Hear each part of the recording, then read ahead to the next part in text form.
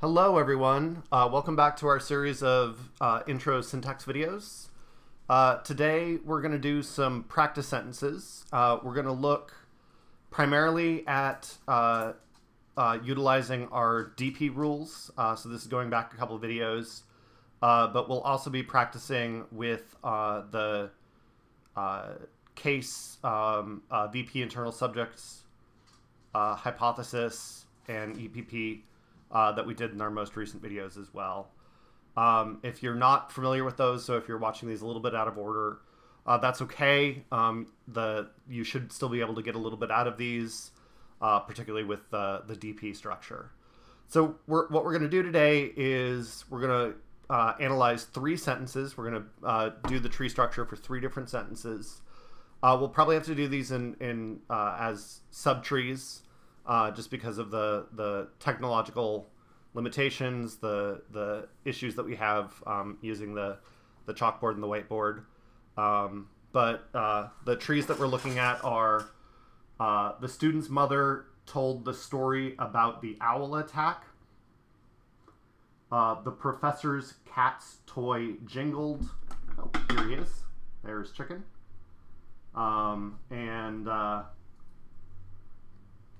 Excuse me, Chicken.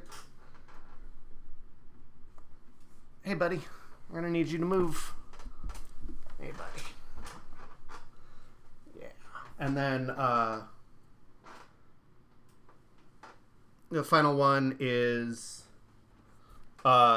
Mary could loudly sing Mozart's operas in the library daily. If you can see that here. So those are going to be our main those are going to be our 3 sentences. We'll start with sentence 1. The student's mother told the story about the owl attack. And the way I'm going to do these is I'm going to build the 2 DP structures, and then we'll build the overall structure showing the movement as well. So I'll start by building the DP structure for the object. We'll move on. We'll build the DP structure for the subject, and then we'll do triangles on the overall structure of the overall sentence structure. So that's our plan. I'm going to leave this chalkboard here so I can remember the sentences as we work. If I can get it to prop up without causing too much chaos. It's not terrible. Okay. So our sentence is... again, the student's mother told the story about the owl attack. And so, again, we're going to start with a subtree that lower DP, the story about the owl attack.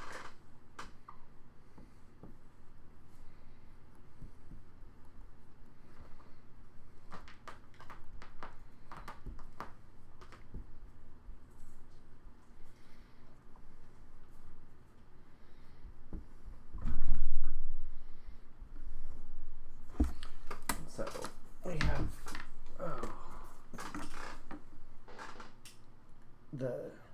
our words down here, and again we'll just apply our labels.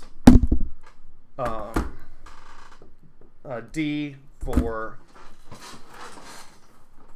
the, an N for story, a P for about, a D for the, an N for owl.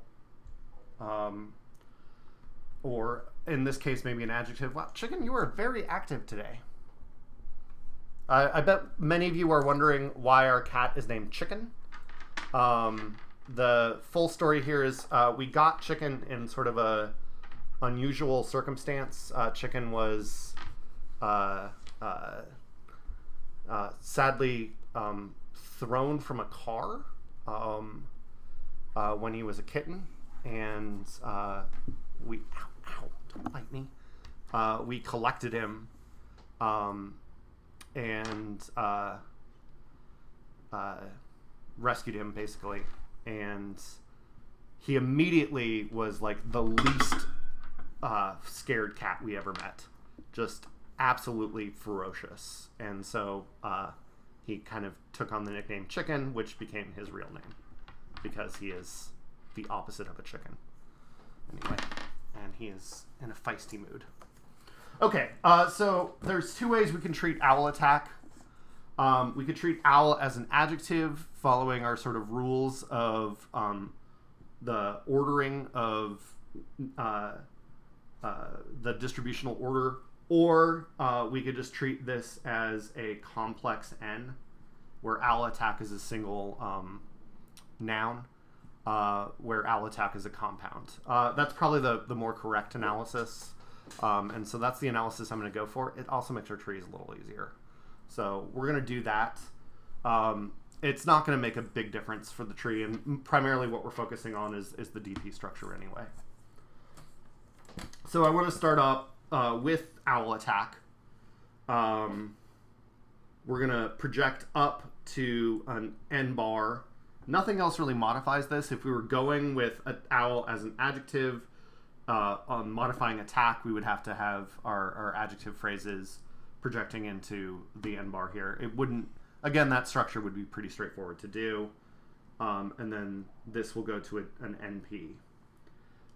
This D is going to project here, creating a D bar, and then up to a DP.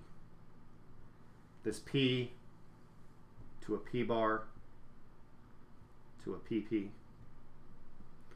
And so one of our next questions will be, well, what is story and its relationship to about? So is about the owl attack, is that a complement or is that an adjunct? And really, the easiest rule we can utilize when we're thinking about sort of noun adjuncts versus noun complements is that nouns are noun complements really, for the most part, are of, at least for our purposes.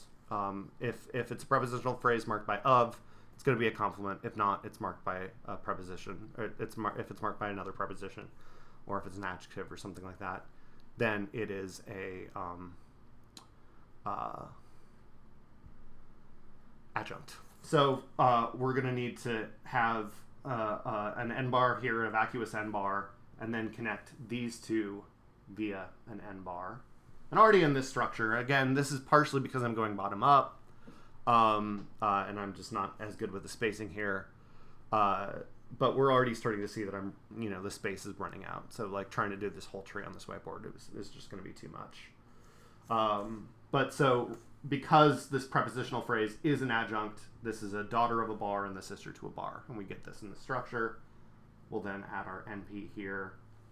This D will then project to a D bar, which will then, if we can just fit it in, we'll project up to our DP.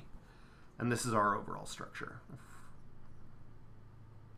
So this gives us the object that we need. So the story about the owl attack. So that's good. So then the next thing we need to do is the student's mother, which is going to be in the subject position.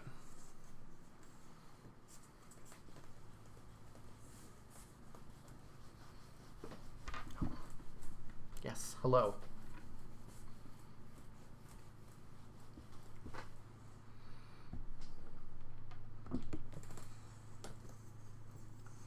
So again, we'll write up our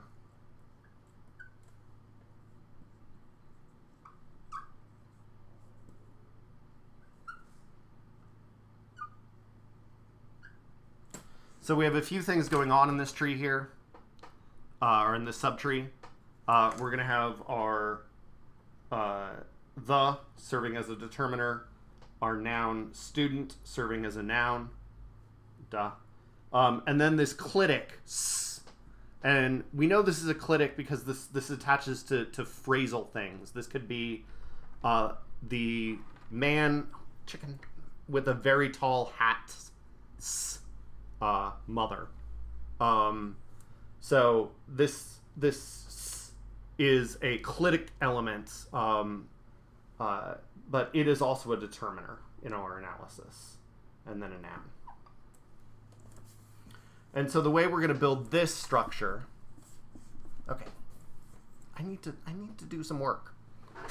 And no biting. Stop. Is mother is again going to project to an n bar. There's really no modifiers here. And then it's going to project to an np. This d here is going to take this noun phrase as its complement. So that's going to create a d bar.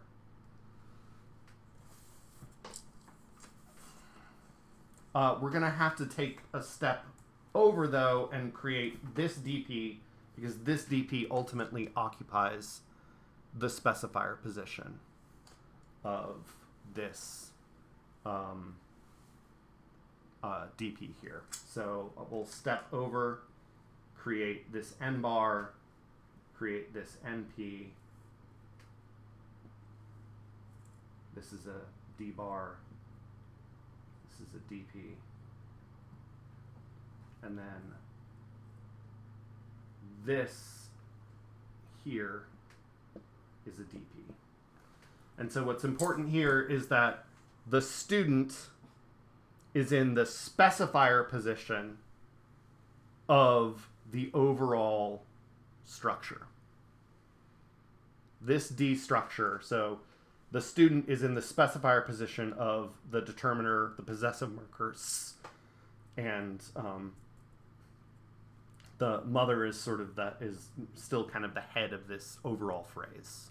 Well, really the possessive is, but the kind of the semantic head is mother, if that makes sense. So now we have, let me hold this up a little bit longer. Oscar, please stop. All right. I told you in our first video that we would have animals at work, and really for our first 5 or so videos, they were pretty calm, and today they decided to make their presence known. So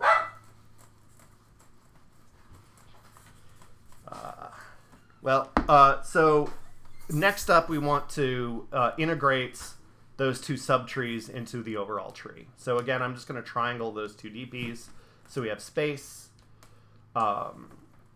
So again, our verb is told. So I'm going to start off by building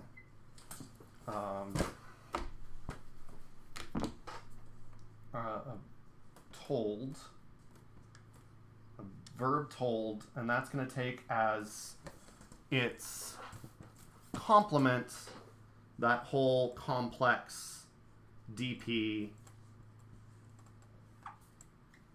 the story, etc. So that whole thing is there. This is both, in our current analysis, a theta position and a case position.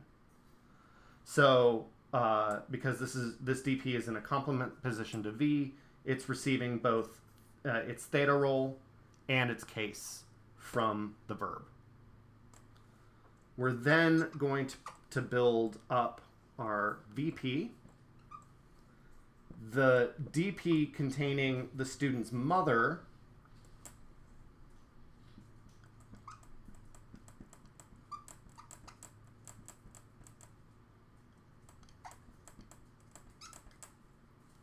is going to start here in the specifier of V.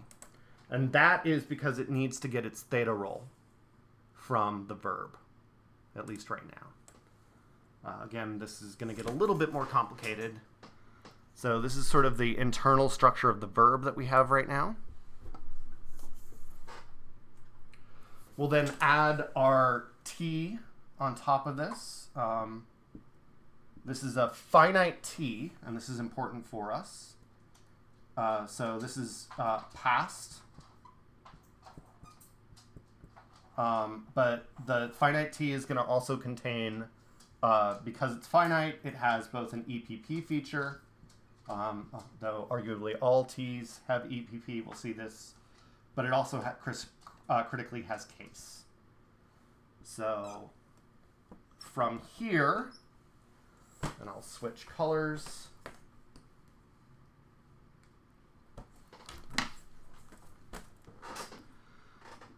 From here, this DP is going to move.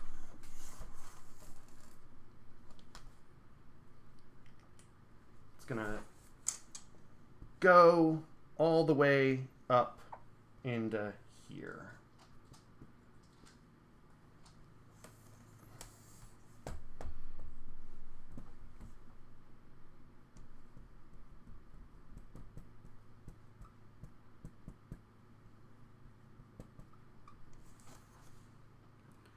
And the idea is that it needs both a theta role, which it gets from the local relationship it has with the verb, and it needs case, which it gets from the local relationship it has with tense.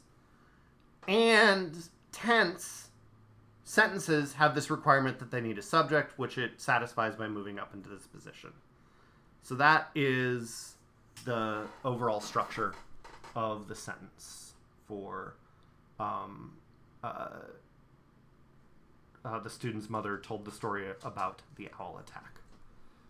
Again, with some triangles and subtrees that we have to build up in various other ways.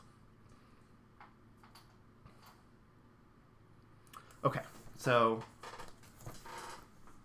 let's move on to our next tree. Our next tree is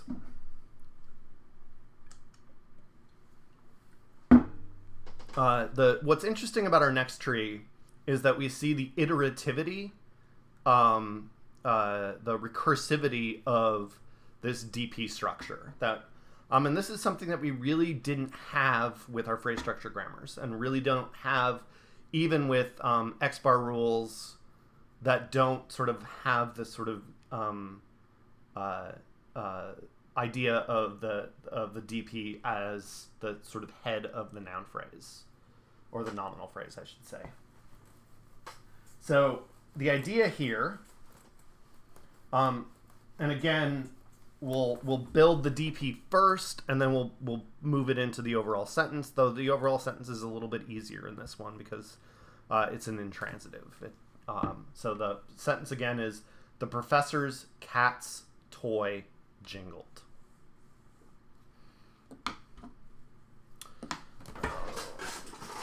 Markers fell. The cat got to those. So we have the professor's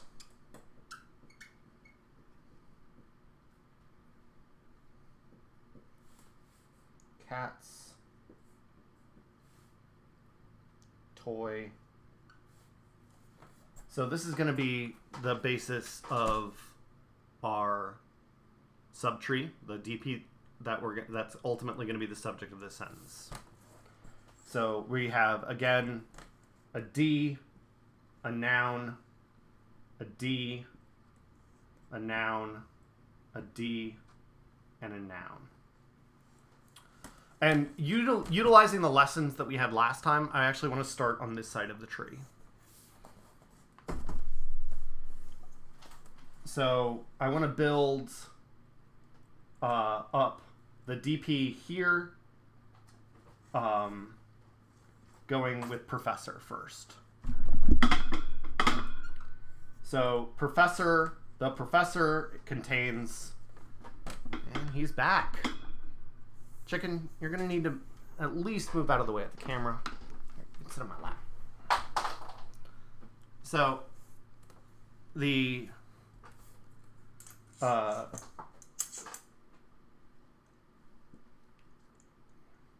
we're going to go up to an N bar and to an NP. And then this D is going to go into a D bar. And I'm going to leave open that DP for a second here.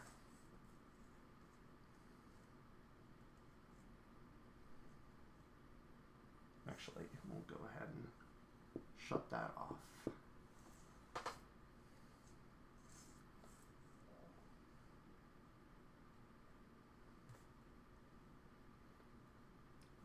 And then we can move next into cat. And that N bar, that NP. Here we will have a D bar.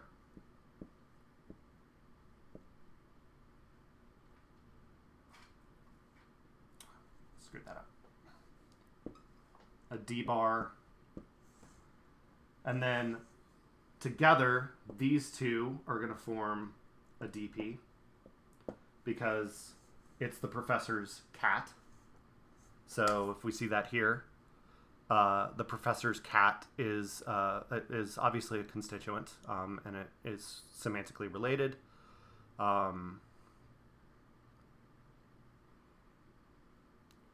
Then finally, we can go over here, N bar, NP.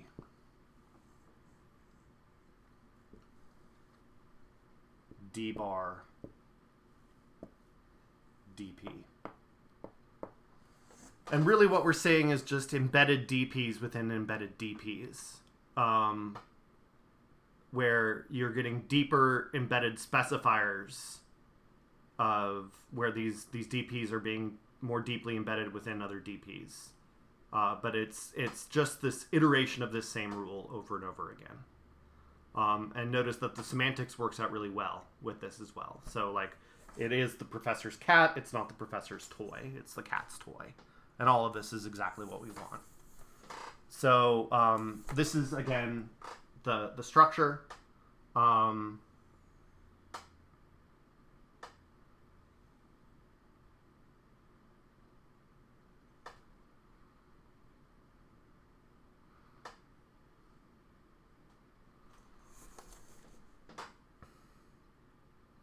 So what we want to do from that is integrate this into the sentence. And again, the sentence is really straightforward.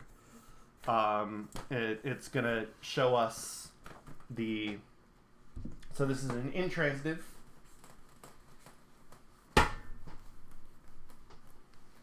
So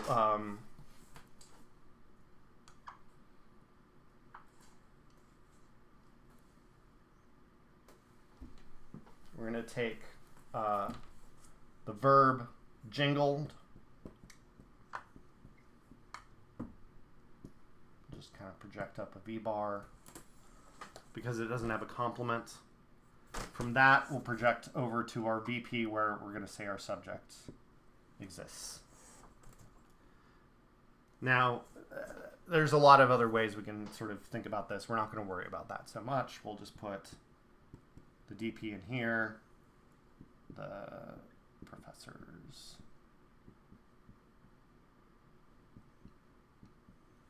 cat's toy. So again, here the DP is going to receive its theta role, but it is not going to receive case. This is not a case position. This is a theta position, but not a case position. So we'll have to go up to the next level. At the T, we have both past, but also that's where both EPP and tense, or not tense, excuse me. It's a finite T, so both EPP and case exist. So the D will raise, the DP will raise into our specifier of T, and it'll do so because it needs case and because the sentence needs a subject. So we'll just, this marker doesn't work. I'll put it in red.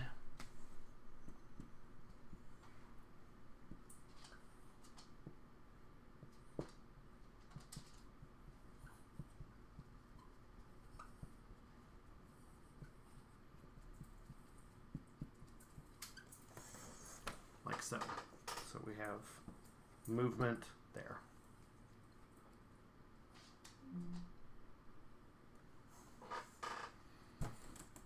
Okay. And then our final sentence is going to be a little trickier because it's loaded with adverbial adjuncts.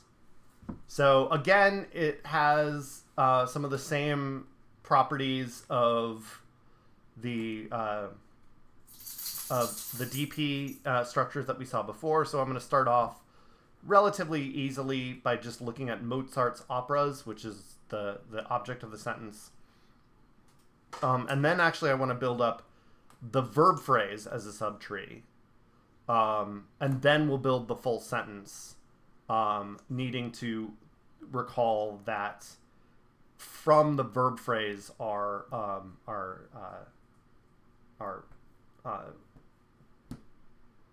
actually, we'll do a top-down derivation to give myself the space. I think that will be the easiest way, now that I think about it. So again, let's start off by just doing Mozart's operas.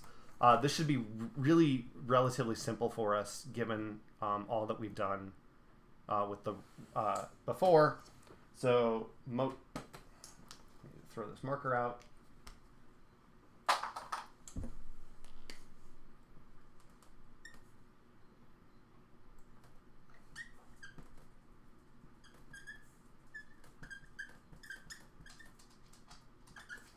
So Mozart's operas, we have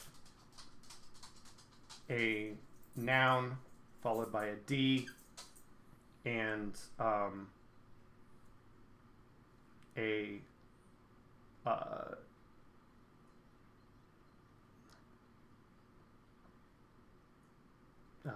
noun. So one thing I want us to observe here that we haven't really seen before is that we need to introduce this notion of a silent D. This is going to be something that we're going to play around with a little bit more. We've kind of used it with our tense, but all of our noun phrases have these, presumably. We'll maybe talk a little bit later on about some noun phrases that probably don't have determiners, but certainly things like proper names have determiners. And so just like before, we'll start off by building up the structure. So Mozart will go to an N bar followed by an NP. That D will take a D bar and then a DP. Much the same over here, an N bar followed by an NP. This will go to a D bar, and then this all together will form into the complex DP.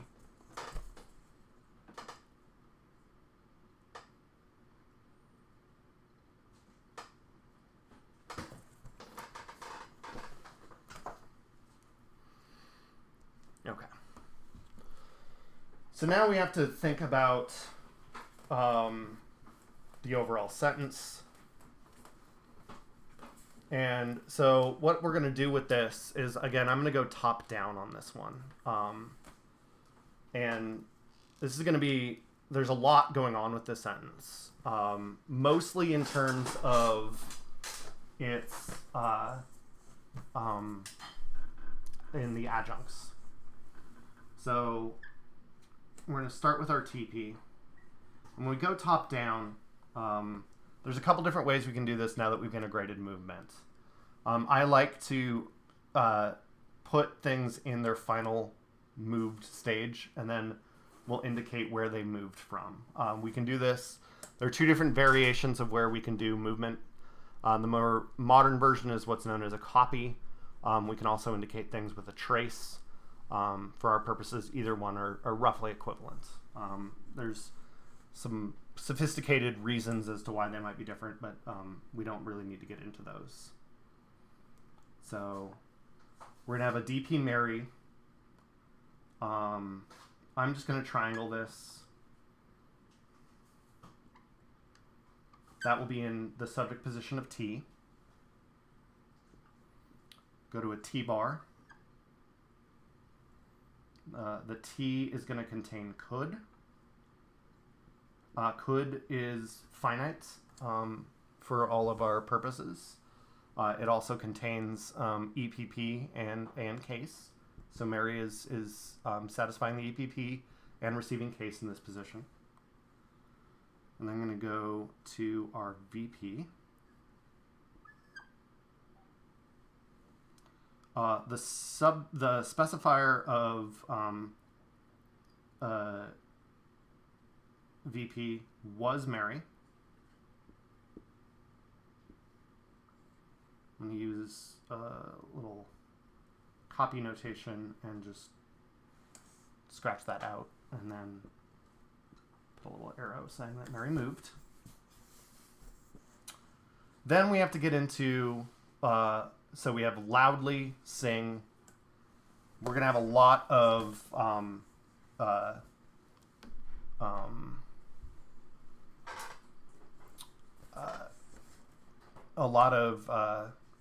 adjuncts here. So we're going to need some bar levels. So we're going to have loudly over here. Again, I'm just going to, I think we're pretty familiar with our basic X bar at this point. So I'm going to triangle loudly.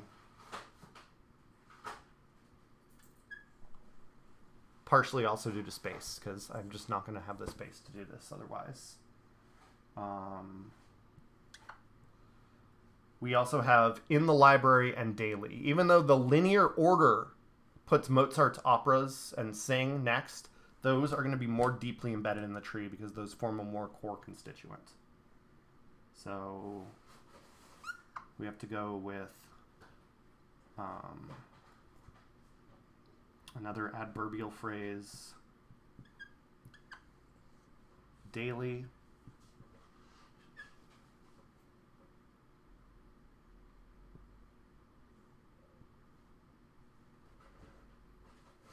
Adverbial, no, this is a prepositional phrase.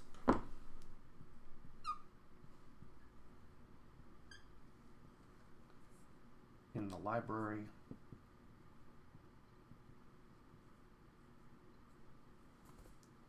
And then the lowest level, we'll get our verb sing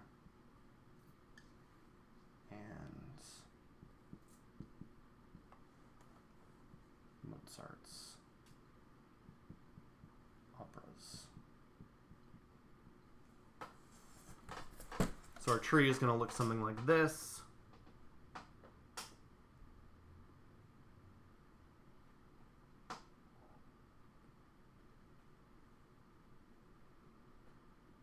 Mozart's operas is fine where it is because it is in both a theta and a case position. Mary has to move because Mary is in a theta position, which is that specifier of V, but not in a case position. So it moves to T. There it also satisfies the EPP. So those are our 3 practice sentences. If you have any questions on these, please don't hesitate to let me know. I know we covered quite a bit today. It was a little bit of review, but it's kind of hard to do syntax without actually doing some syntax. And really the best way to do syntax is to just get your hands into it and spend some time on it. I do apologize for all of the animal disturbances today. We're doing our best with what we have, and we'll just keep going. As I said, I want to continue to pull from some philosophy to kind of close off these videos. Today, I just have a really short passage from Marcus Aurelius. He was a Roman emperor.